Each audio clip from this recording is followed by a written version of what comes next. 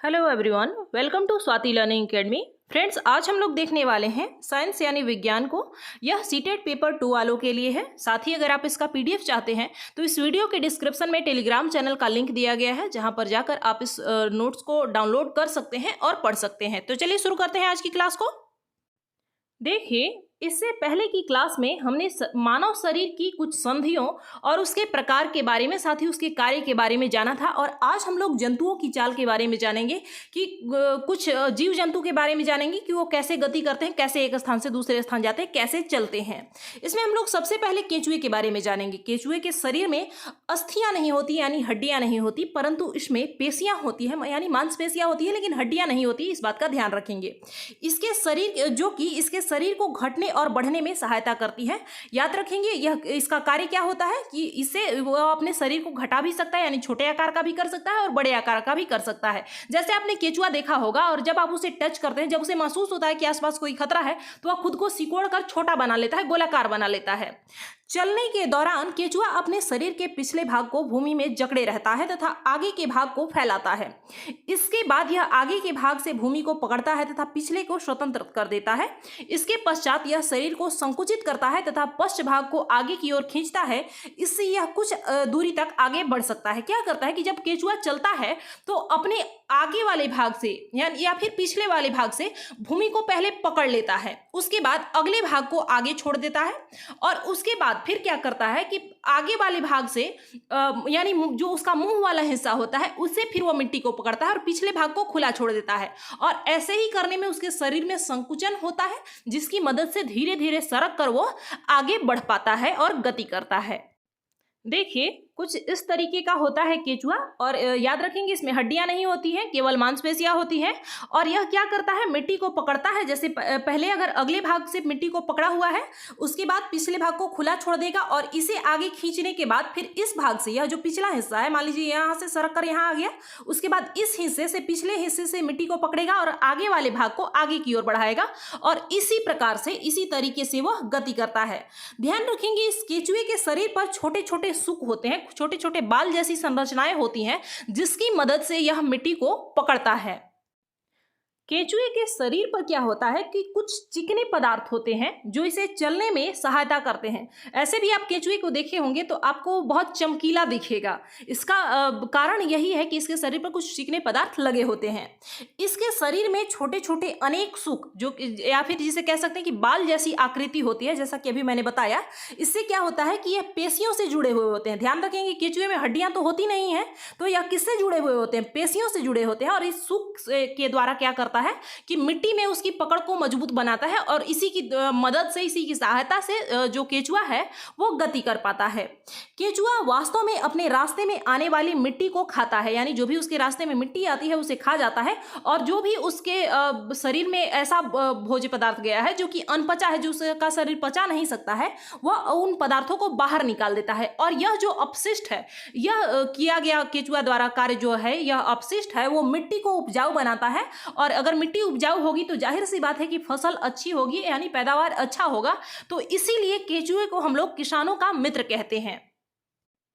अब केंचुए को देखने के बाद हम लोग घोंघा के बारे में जानेंगे कि आखिर घोंघा कैसे गति करता है। देखिए, यहाँ पर घोंघा का चित्र दिया गया है। इसके पीठ पर आप एक गोलाकार आकृति देख सकते हैं। घोंघे की पीठ पर यह जो गोल संरचना है, इसे कवच कहते हैं। यह घोंघे का बाह्य कंकाल है, यानी आंतरिक नहीं। मानव में क्या है, हमारी हड्डियां क्या बाहर से दिखती हैं? नहीं दिखती हैं, वो अंदर होती हैं, ऊपर से मांसपेशी होता है। लेकिन यह इसका बाह्य कंकाल है, यानी वैसा कंकाल जो जिसे हम लोग बाहर से देख सकते हैं, बाहर से नजर आता है, उसे ही हम लोग बाह्य कंकाल कहते हैं। और यह क्या है, यह जो कवच है, यह जो घोंघा है, उसका बाह्य कंकाल है। लेकिन ध्यान रखेंगे, यह अस्थियों का यानी हड्डियों का बना हुआ नहीं होता है।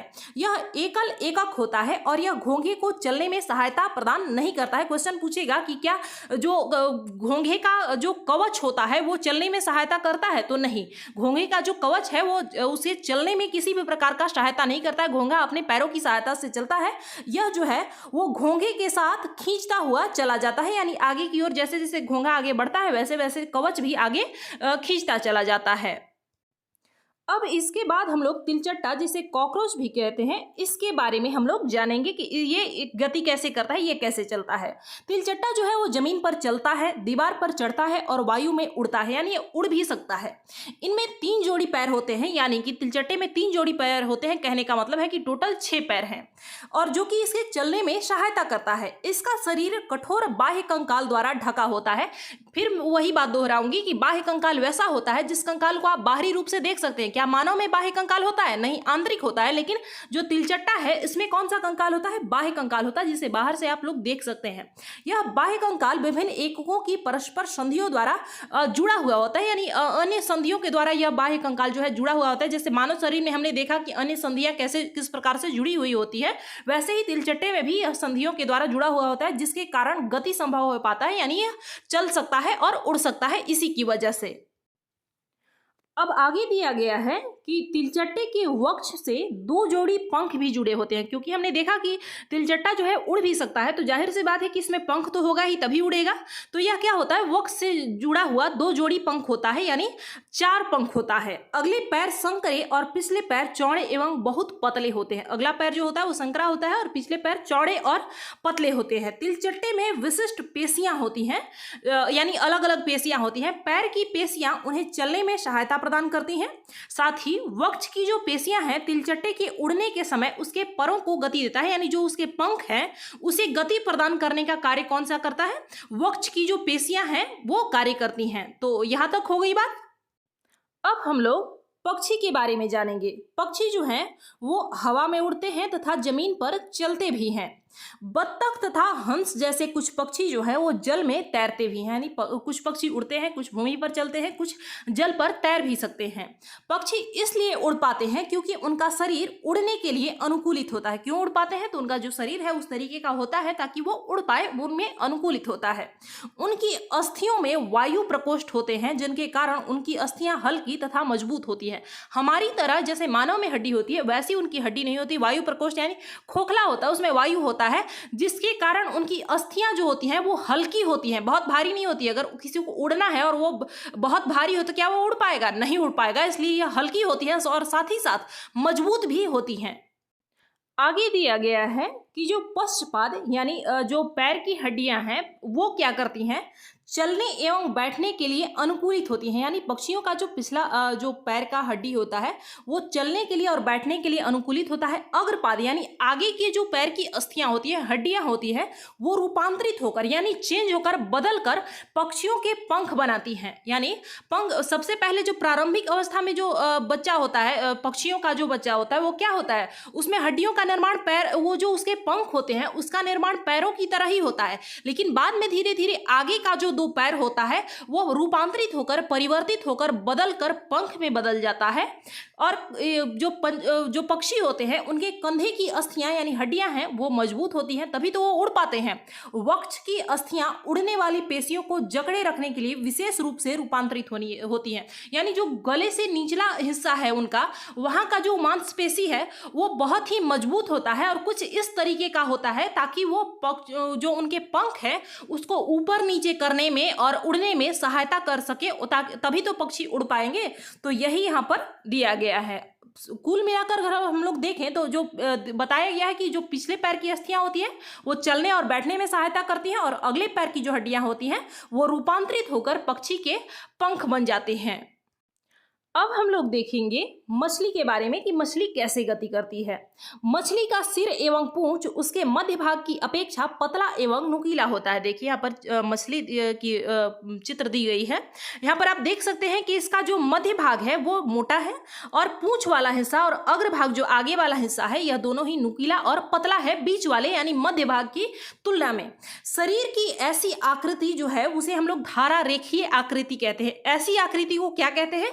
धारा रेखीय आकृति। जैसे आपने नाव देखा होगा, नाव भी कुछ इसी शेप में होता है। उसका अगला और पिछला भाग जो होता है वो नुकीला होता है और बीच वाला भाग चौड़ा होता है, और इसलिए हम उसे क्या कह सकते हैं? धारा रेखीय आकृति। इसकी विशेष आकृति के कारण यह इधर उधर जो पानी जो है इसके इर्द गिर्द से निकल जाती है और यह बहकर आसानी से तैर सकती है पानी में। मछली का कंकाल जो है वो दृढ़ पेशियों से ढका रहता है। मछली का जो आंतरिक कंकाल है वो दृढ़ पेशियों से, मजबूत मांसपेशियों से ढका हुआ रहता है, यानी इसमें बाह्य कंकाल नहीं होता। मछली के शरीर पर और भी पंख होते हैं जो तैरते समय जल में संतुलन बनाए रखने एवं दिशा निर्धारण में सहायता करते हैं। कुछ यहाँ पर आपको पंख दिख रहे होंगे, यहाँ पर भी पंख दिख रहे होंगे और यहाँ पर ऐसे नुकीला भाग दिख रहा होगा, तो ये सभी उसके पंख हैं। इससे क्या होता है कि जल में जब वो मछलियां तैरती हैं तो यह संतुलन बनाए रखती है, बैलेंस बनाए रखती है और साथ ही दिशा निर्धारण यानी कहाँ जाना है, किस दिशा में जाना है, इसका भी निर्धारण इनके द्वारा किया जाता है। अभी हमने मछलियों के पंखों के बारे में जाना और उसके कार्य के बारे में जाना, और यही वजह होता है कि कुछ इसी तरह जो गोताखोर होते हैं अपने पैरों में मछली के पंखों की तरह विशेष अरित्र पहनते हैं जो उन्हें जल में तैरने में सहायता करती है। जो गोताखोर लोग होते हैं पानी के अंदर जाते हैं, वहाँ पर कार्य करते हैं, तो ये क्या करते हैं, अपने पैरों में मछली के जो पंख होते हैं कुछ उसी आकृति की जूते या फिर अरित्र के नाम से जाना जाता है, इसे पहनते हैं और यह क्या करते हैं, उन्हें जल में तैरने में सहायता करता है। आप यहां पर देख सकते हैं कि यह जो गोताखोर है इसने यह पहना हुआ है। अब आगे हम लोग देखेंगे सांप के बारे में कि सांप कैसे चलता है। सर्प का जो मेरुदंड होता है यानी रीढ़ की जो हड्डी होती है वो लंबा होता है। शरीर की पेशियां क्षण यानी कमजोर एवं असंख्य होती हैं, यानी सर्प के सांप जो होता है उसके शरीर पर असंख्य पेशियां हैं, वे परस्पर जुड़ी होती हैं चाहे वे दूर ही क्यों ना हो, यानी क्योंकि सांप जो होता है वो लंबा होता है लेकिन फिर भी वे आपस में जुड़ी हुई होती हैं। ये सभी पेशियां मेरुदंड, पसलियां एवं त्वचा को भी एक दूसरे से जोड़ती है। ये जो पेशी है इसके शरीर पर यह क्या करती है, त्वचा, पसली, मेरुदंड आदि को एक साथ जोड़ने का कार्य पेशियां करती हैं। उसके बाद हम लोग देखेंगे कि सर्प का जो शरीर है अनेक वलय में मुड़ा हुआ होता है। जैसे आप देख सकते हैं अनेक वलय में यह सर्प की आकृति मुड़ी हुई होती है। इसी प्रकार सर्प का प्रत्येक वलय उसे आगे की ओर धकेलता है यानी धक्का देता है। इसका जो शरीर है वो अनेक वलय द्वारा बनता है और प्रत्येक वलय आगे को धक्का देता है, और यही कारण है क्योंकि अनेक वलय हैं और सभी से अगर धक्का दिया जाए तो इसी कारण से सांप जो होता है बहुत तेज गति से आगे की ओर बढ़ पाता है, जा पाता है, गति कर पाता है, परंतु सरल रेखा में नहीं। जब वलय बनेगा ध्यान रखेंगे तो जो सांप है सरल रेखा यानी सीधी रेखा में नहीं जा सकता। सांप जब भी जाएगा ऐसे ऐसे जाएगा, यहाँ पर आप देख सकते हैं इसकी जो गति होगी ऐसे ऐसे ऐसे होगी, यानी सीधी रेखा में ऐसे कभी नहीं चलता हुआ आपको नजर आएगा। इसका वजह यही है कि इसके शरीर पर वलय होते हैं और यह वलय की मदद से चल पाता है। तो फ्रेंड्स इस क्लास में बस इतना ही, मिलते हैं हम लोग अगली क्लास में। धन्यवाद।